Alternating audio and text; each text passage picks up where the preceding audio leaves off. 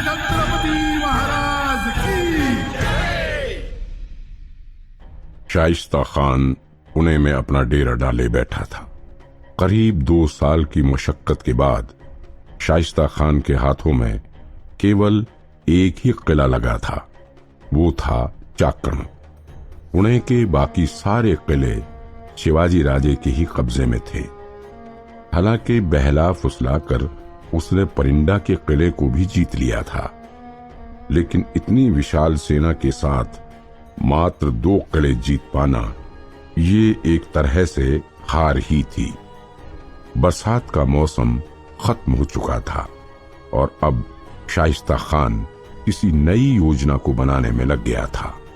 असल में शाइस्ता खान की नजर अब समुद्र के तट वाले इलाके में थी। शाइस्ता खान अब कोंकण पर कब्जा जमाना चाहता था, क्योंकि मैदान का इलाका तो अब उसके कब्जे में था ही।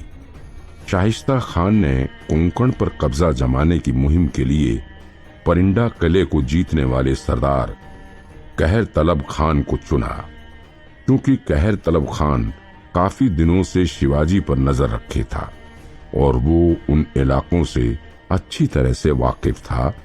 तो इस मुहिम के लिए वो सबसे उपयुक्त भी वही, उसके साथ कई और सरदारों को भी शामिल किया गया, जिसमें जाधव, गाढ़े जैसे मराठे सरदार थे जो उस इलाके के ही बाशिंदे थे और चप्पे चप्पे से वाकिफ थे। इसके अलावा एक शूरवीर स्त्री को भी इस मुहिम पर भेजा जा रहा था और वो थी राय बाघिन। राय बाघिन अपनी सेना के साथ सहायता के लिए तैयार खड़ी थी। शाइस्ता खान ने कहर तलब खान को बुलाया। आओ कहर तलब खान, तुमने परिंडा के किले को जीतकर हमें पुणे में और मजबूत कर दिया है, लेकिन अब यही नहीं रुकना है। शाइस्ता खान की बात सुनकर कहर तलब खान बोला, बिल्कुल खान साहब, शिवाजी बेहद चालाक है, वो हमेशा ही हमें भटकाए रहता है। क्यों ना अब सीधे उसके किले पर ही हमला कर दिया जाए। नहीं, शिवाजी को घेरने के लिए पहले हमें एक पुख्ता योजना बनानी होगी। मैदानी इलाकों पर अब लगभग हमारा कब्जा है। अब जरूरत है समुद्र के तटों को जीतने की। मैं समझा नहीं खान साहब, कहर तलब खान ने कहा। असल में अब मैं कोंकण प्रदेश को जीतने की बात कर रहा हूं और इस मुहिम के लिए हमने तुम्हें चुना है। जाओ और रवानगी की तैयारी करो। जल्द से जल्द कोंकण की तरफ कूच करो। शाइस्ता खान ने कहर तलब खान को हुक्म दिया और तुम्हारे साथ इस मुहिम में बंगाल की शेरनी राय बाघिन भी होगी। अब देखते हैं ये चूहा शिवाजी अपने बिल से बाहर कैसे नहीं निकलता है। कहर तलब खान ने शाइस्ता के हुक्म की तामील की और अपनी सेना को जुटाना शुरू कर दिया। इधर शिवाजी राजे शाहजी राजा के साथ शिकार में व्यस्त थे और जंगली सूअर के शिकार के इस खेल में शाहजी की जान को भी खतरा था। असल में एक सूअर उनके ठीक पीछे था। शाहजी राजे को इस बात का जरा सा भी इल्म नहीं था कि उनके पीछे एक जंगली सूअर घात लगाए खड़ा है। अब शाहजी से दूर खड़े शिवाजी को बड़ी सावधानी से अपने पिता को बचाना था, क्योंकि जरा सी भी चूक और शाहजी की जान भी जा सकती थी। शिवाजी ने अचानक से चिंगाड़ने की आवाजें निकाली और अपने हाथ में लिए भाले से जमीन पर जोर जोर से टक्कर देने लगे। अब सूअर का ध्यान शाहजी से भटक गया और शिवाजी की ओर हो गया। सूअर 2 टूक शिवाजी को तकता रहा। शिवाजी को जैसे ही पता चला कि उस जानवर का ध्यान अब शाहजी से हटकर उनकी ओर हो गया है, शिवाजी ने उसे भटकाने के लिए भाले की टक्कर को और तेज कर दिया। जंगली सूअर अब समझ नहीं पा रहा था कि आखिर ये क्या हो रहा है। भाले की भारी आवाज अब उस जानवर को बेचैन कर रही थी। सूअर ने उछलना शुरू कर दिया। वो गुर्राने लगा और जैसा कि शिवाजी चाहते थे बिल्कुल वैसा ही हुआ। वो जानवर शिवाजी के पैंतरे में फंस रहा था। शाहजी राजे को अब शिवाजी की फिक्र होने लगी। वो चिंतित हो उठे। उन्हें शिवाजी की तरकीब तो पसंद आ रही थी, पर शिवाजी पर मुसीबत आते देख उन्हें भी चिंता हो रही थी। इस बीच शिवाजी के दल के सिपाही भी दौड़कर वहां पहुंच गए। उन्हें शिवाजी ने इशारे से शाहजी को लेकर जाने के लिए कहा। दल में तानाजी थे, जो कि शिवाजी के इशारों को समझने में पूरी तरह से माहिर थे। तानाजी ने हल्के से शाहजी का रथ खींचना शुरू कर दिया। शाहजी को शिवाजी की फिक्र होने लगी थी। वो शिवाजी को आवाज भी नहीं दे सकते थे, क्योंकि उस जंगली सुअर से निजात पाना जरूरी था और वो उसका ध्यान वापस भटकाना नहीं चाहते थे। तानाजी ने बड़ी खूबी से शाहजी के छोटे से रथ को सुअर से दूर कर दिया और एक काबिल सिपाही को थमाकर कहा, जल्दी से महाराज साहब को सही सलामत वापस राजगढ़ ले जाओ। सिपाही ने फुर्ती दिखाई और शाहजी को लेकर वहां से निकल गया। अब जैसे ही शाहजी वहां से निकले, जंगली सुअर ने तुरंत अपने तेज पैर शिवाजी की ओर बढ़ा दिए। शिवाजी चौकन्ने हो गए। उन्होंने हाथों में भाला और ढाल दोनों कस के पकड़ रखे थे और आत्मरक्षित मुद्रा में खुद को स्थिर कर लिया था। उन्हें पता था कि वो सुअर दौड़कर उन पर हमला करने की कोशिश करेगा। बिल्कुल वैसा ही हुआ। सुअर ने तेज दौड़ लगाकर सीधा शिवाजी के ऊपर हमला कर दिया। शिवाजी ने तुरंत अपनी ढाल की मदद से सुअर को रोक लिया और उसे हवा में उछाल दिया। हवा में उछलते ही सुअर शिवाजी के मस्तक से होकर पीछे की ओर अपनी पीठ के बल गिर पड़ा और करहाने लगा, लेकिन उसमें अभी हिम्मत बची थी। इतनी जल्दी वो हार मानने वाला नहीं। वो तुरंत अपने पैरों पर खड़ा हो गया और शिवाजी की ओर देखकर जोरों से पांव को जमीन पर पटका। शिवाजी ने उसके सामने देखकर जोरों से धुतकार लगाई। सुअर को शिवाजी का संकेत समझ आ गया। उसने अपनी दूसरी ओर देखा तो रास्ता खाली था। वो अपनी जान बचाकर तुरंत वहां से भाग गया। सबने राहत की सांस ली। जंगली सुअर से छुटकारा पाकर शिवाजी तानाजी और दल के बाकी साथियों से मिले। उन्होंने मामले की जांच की। शिवाजी ने पूछा, गांव में खतरा टल गया? तानाजी ने आश्वासित स्वर में कहा, हाँ राजे, गांव अब सुरक्षित है। शिवाजी ने पूछा, कितने सुअर घुस आए थे? तानाजी ने जवाब दिया, 8-9 थे। काफी खतरनाक थे। 4 लोगों को घायल किया है और उन्हें तुरंत गांव के वैद्य के पास भिजवा दिया गया है। उनका इलाज हो रहा है।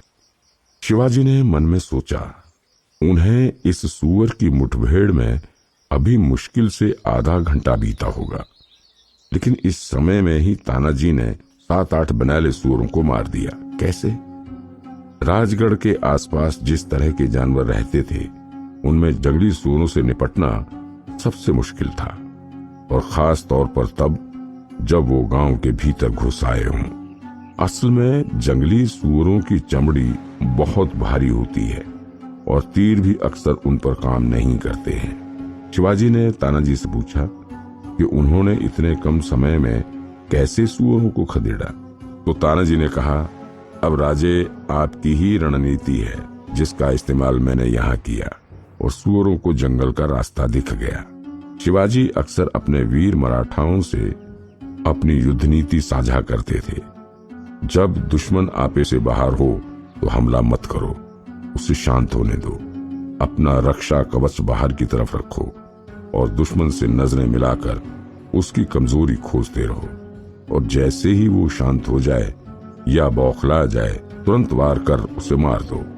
ऐसे दुश्मन तय वक्त से जल्दी मर जाता है। शिवाजी ने तानाजी को शाबाशी दी और अब गांव से सुअरों को भगाकर वो वापस राजगढ़ लौट आए। जीजाबाई को जब इस पूरी घटना की जानकारी हुई तो वे घबरा गईं, लेकिन बाद में महाराज साहब और शिवाजी को सुरक्षित देखकर उनकी जान में जान आई। क्यों रे शिवबा, तेरे मनोरंजन में तो मेरी जान हलक में आ गई थी, मां साहब ने कहा। नहीं मां साहब, वो तो थोड़ी चूक हो गई थी, वरना आपको तो पता भी ना चलता, शिवाजी राजे ने मां साहब से कहा। संध्या का समय हो रहा था। पिता पुत्र पूरे दिन भर के शिकार के इस खेल से थके हुए भोजनोपरांत थोड़ी बातचीत हुई और फिर वे सो गए। अगले दिन दरबार में बहरजी नायक, जो कि शिवाजी राजे के सबसे विश्वसनीय गुप्तचर थे, आए और उन्होंने राजे को खबर दी कि असल में शाइस्ता खान की रणनीति क्या है। कोंकण में समुद्र तटीय इलाकों को जीतने के लिए शाइस्ता खान ने कहर तलब खान को भेजने की योजना बनाई है। ये बात चिंता करने वाली तो थी ही, लेकिन शिवाजी राजे भी इस योजना पर पानी फेरने के लिए तैयार थे। तो अब कहर तलब खान अपनी 20,000 की सेना के साथ हमारे कोंकण के इलाकों पर कब्जा करेगा। शिवाजी राजे ने बहरजी की बात को सुनकर कहा, जी राजे, 20,000 की सेना और घोड़े, नए नए प्रकार के अस्त्र शस्त्र, इन सब चीजों से सुसज्जित सेना को कोंकण की तरफ कूच करने का आदेश दिया गया है। कहर तलब खान को इस मुहिम का जिम्मा सौंपा गया है। बहरजी ने पूरी बात बताते हुए कहा, अच्छा। शिवाजी राजे के मन में कोई योजना चल रही थी जिसे शायद अभी उजागर करना ठीक नहीं था। बहरजी के जाने के बाद शाहजी राजे से शिवाजी की मुलाकात हुई। अब शाहजी राजे को वापस लौटना था, लेकिन 2 दिन बाद ही दशहरे का त्योहार था। आखिरकार शाहजी राजे ने विजयादशमी तक रुकने का फैसला किया। दशहरे का त्योहार धूमधाम से मनाया गया और उसी दिन सीमा उल्लंघन की रस्म भी पूरी की जाती है। असल में सीमा उल्लंघन की रस्म वीरों के लिए बड़ी अहम मानी जाती है। जब कभी भी किसी युद्ध का यलगार का सवाई शंख बजाना होता तो विजयादशमी के दिन सीमा उल्लंघन की रस्म अदा की जाती है। आखिर युद्ध भूमि में विजयादशमी के दिन ही भगवान राम ने रावण का वध किया था, तो किसी भी युद्ध में जाने से पहले विजयादशमी के दिन ही सीमा उल्लंघन की रस्म अदा करने से शुभ संकेत क्या हो सकता था। लेकिन असल में राजे किस योजना पर निकलने वाले थे। विजयादशमी के त्योहार के बाद शाहजी राजे ने वापस जाने का फैसला लिया। पिता पुत्र की बरसों बाद की इस मुलाकात का अंत यहीं हुआ। अब असल में शिवाजी राजे की योजना शुरू होती है। शाहजी राजे के जाने के कुछ दिनों बाद शिवाजी राजे ने अपने सभी योद्धाओं तानाजी, माणकोजी इत्यादि को उंबरखिंड की योजना के बारे में बताया। असल में शिवाजी ने कहर तलब खान की 20,000 की सेना को उंबरखिंड में घेरने की योजना बनाई थी। कोंकण प्रदेश में प्रवेश से पहले कहर तलब खान को जिस जंगल से होकर गुजरना था वो था उंबरखिंड। उंबरखिंड के घने जंगलों से रोशनी भी छनकर नीचे नहीं जा सकती थी। जंगली जानवर ऐसे कि जंगल से अनजान इंसान को कहां गायब हो जाएगा किसी को खबर ही नहीं होगी। शिवाजी राजे के मावले सैनिक अपनी भूमि के चप्पे चप्पे से वाकिफ थे और शिवाजी राजे ने इसीलिए उंबरखिंड में ही दुश्मनों को घेरना उचित समझा। अब बारी उंबरखिंड के लिए कूच की थी। अपने सैनिकों को कूच से पहले आखिरी घोष देते हुए कहा, उन 20,000 मुगल सैनिकों के लिए हम 1,000 ही काफी हैं। जो भी करेंगे नीति से करेंगे, वादा है हमारा। हमारे एक भी सिपाही को खरोंच नहीं आएगी और दुश्मन घुटने टेक देगा। कूच का डंका बज उठा। टापों की गड़गड़ाहट से गढ़ का कोना कोना गूंज उठा। गांव वालों ने शिवाजी राजे की जय का नारा लगाया और शिवाजी के 1,000 वीर मावले उंबरखिंड की तरफ कूच कर दिए। अब शिवाजी निकल पड़े थे उंबरखिंड की तरफ, जहां पर कहर तलब खान से पहले पहुंचकर उन्हें अपनी योजना को अंजाम देना है। क्या शिवाजी कहर तलब खान से पहले पहुंचकर उसे रोक पाएंगे?